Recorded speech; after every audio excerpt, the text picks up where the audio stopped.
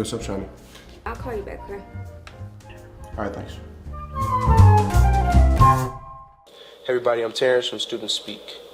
Today's episode, we're going to deal a little bit about how technology can affect families. Now, I've been in the Digital Youth Network program ever since the 7th grade. And when I graduated from it in the 8th grade, I didn't really expect my little sister to sort of follow in my footsteps. I'm not following in your footsteps. I'm creating my own trail. Thank you very much. I guess she's creating her own trail. I think technology has affected both of our lives in a positive way. I mean, we've both experienced it firsthand with the Digital Youth Network, and it's made us a little bit more alike in some ways. I mean, we're alike more. We're not. You like me. You like behind the camera. I like being in front. I can be saying it. You don't like creating? It's fun, but if I'm in it, it's better. It's better for you to be in it. Yeah. It's funny when I'm in the car with the kids now, right? Because I'm trying to have a conversation and all I see is thumbs moving. Texting does not replace a phone conversation. I don't care how you frame it. Put this phone down. You and this phone. In my family, I'm pretty much the computer nerd.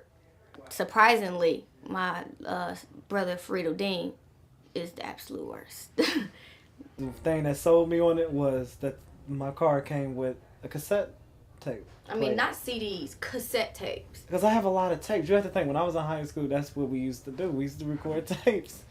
There's little to be desired about his computer skills, but he's getting better. He's starting to like the Mac. Who doesn't like a Mac? My niece. Now, that's one person who never asks a question about technology. She doesn't need you to do anything for her. That's because you like to talk on the phone. You're a modem now. Here I go. Thank you. Did you finish texting? She figures out how to do this stuff on her own. You can show her a few things here and there, but after that, you will never have to show her again. And it's just amazing to me because every time I see her, she's coming to me with something brand new. I never thought that a 2-year-old would take my phone and say, I'm texting. I had a webcam conversation with one of my friends and his nephew and Sky, my niece, and we let them talk. And they're both like, Sky's 2, I think he was like 3. And it was just so funny watching them talk on iChat together. Yeah, that's Sky for you. See, in my day, we had to get a quarter and go to the payphone. You texting? I think it is a lot easier for her just because she's growing up around it, and that's sort of like what she knows. And she's 2 now. She was doing this when she was 1.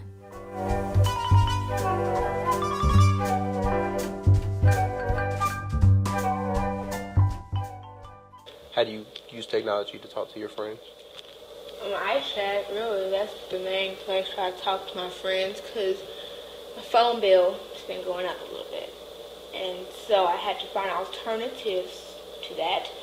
So if I get on iChat, I can still talk to them. I can even see them better than a phone. Do you think technology's kind of affected the way we communicate with each other as people? Yeah, definitely has. Because, like, now when you need something from someone, if you need to talk to someone about something, you don't think to give them a call or go to their house. You just get on Facebook and see if they're online and invite them to a chat, or we get on iChat. I don't call my friends because I don't feel like it. And then when you call somebody, you get caught up in this long conversation. Like, you don't want to be a long conversation. I just talk. So technology makes it easier for us to talk to our friends. I think I use it quite a bit. I don't really do the whole video chatting thing as much.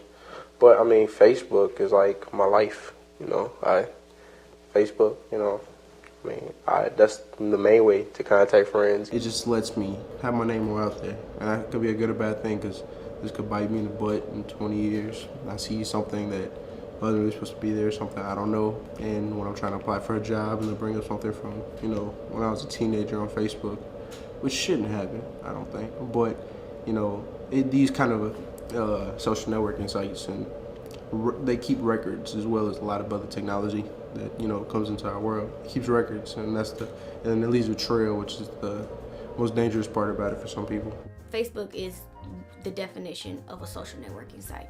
I don't know what I would do without Facebook. Like it's sort of like an extension of my life. I just, you know, look at other people's pages, being nosy.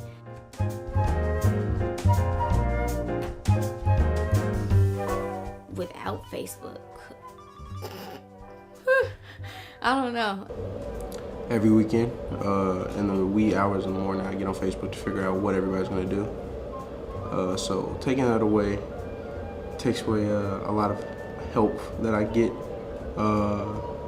to figure out or make plans. Like, and it's crazy to think that there was a time where there was no Facebook. Like, I often think back to when I didn't have Facebook and when I didn't have a cell phone, and it's really hard to see how I functioned without them.